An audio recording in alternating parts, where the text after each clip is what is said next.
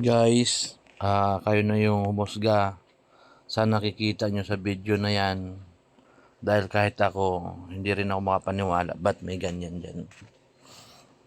Kung napapansin nyo yan guys, nakikita nyo yung may dumaan na bus.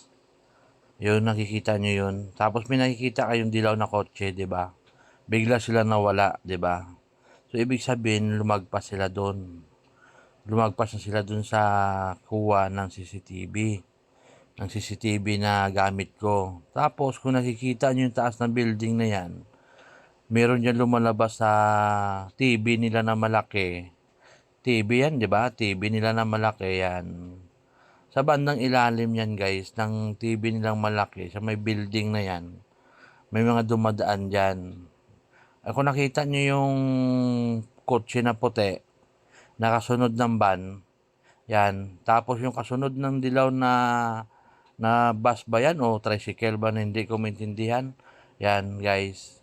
May kasunod yan na bus na pula. Ayan o, dumaan sa bus lane.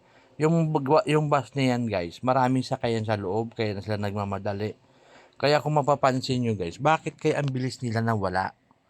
Diba? Napapansin nyo ba yun? Hindi ko alam kung yung siguro yung ano na yan dyan, may mga butas.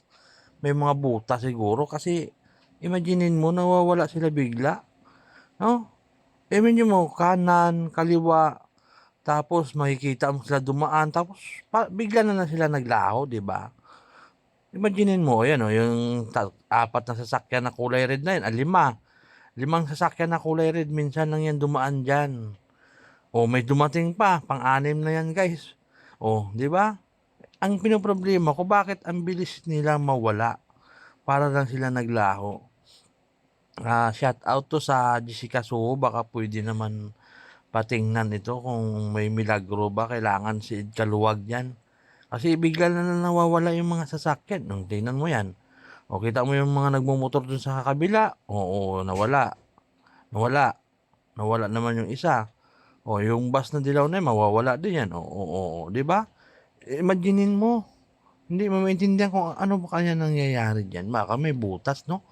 May butas yung dulo-dulo na yan. Kasi bakit kaya nawawala? O imagine mo na naman yung bus na madilaw tsaka puti na yan. O biglang maglalaho yan. O, di ba? Yan ang sinasabi ko na mayroong milagro na nangyayari. Tapos bakit dun sa may taas ng building na, bakit may TV dyan? Sinong taong manonood dyan? Ano yung titingala dyan kung upo? Wala namang upuan. Siya ba naman manood dyan? Ang taas-taas. Saan yung saksakan yan?